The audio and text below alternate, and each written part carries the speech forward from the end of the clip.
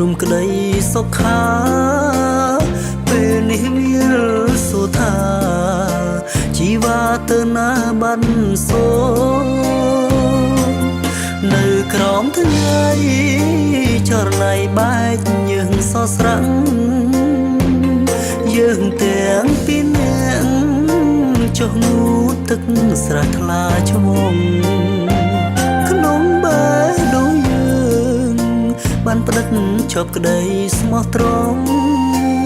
បានយកដៃក្បងទឹកឲ្យគ្នាញ៉ាំម្ដងម្នាក់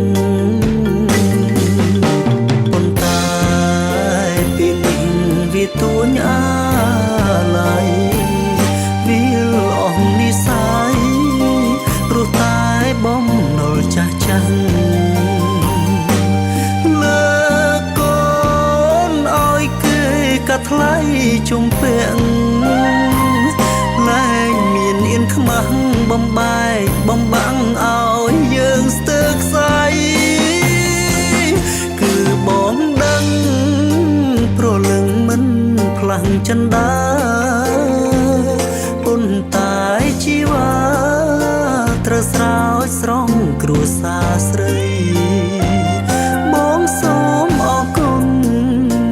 ដែលអូនមានចិត្តភក្ដីជប់យំទៅចរណៃថ្លៃអើយរៀបការចុះ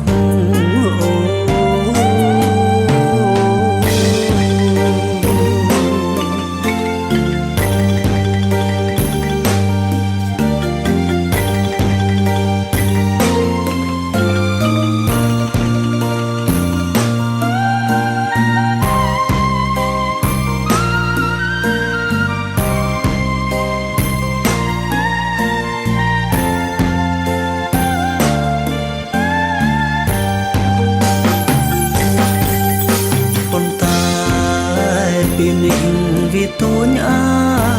ឡ័យវាអស់និស័យព្រោះតែបំណុលចាស់ចាស់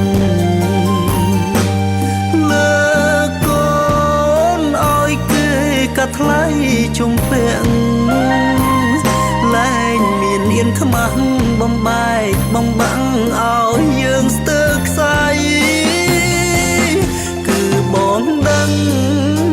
ប្រលឹងមិនផ្លាំងចិនដាប៉ុន្តែជីវ៉ាត្រូវស្រោចស្រង់គ្រួសារស្រីបងសូមអរគុណដែលអូនមានចិត្តភក្ដីឈប់យំទៅចរណៃថ្លៃអើយរៀបការចង់អូន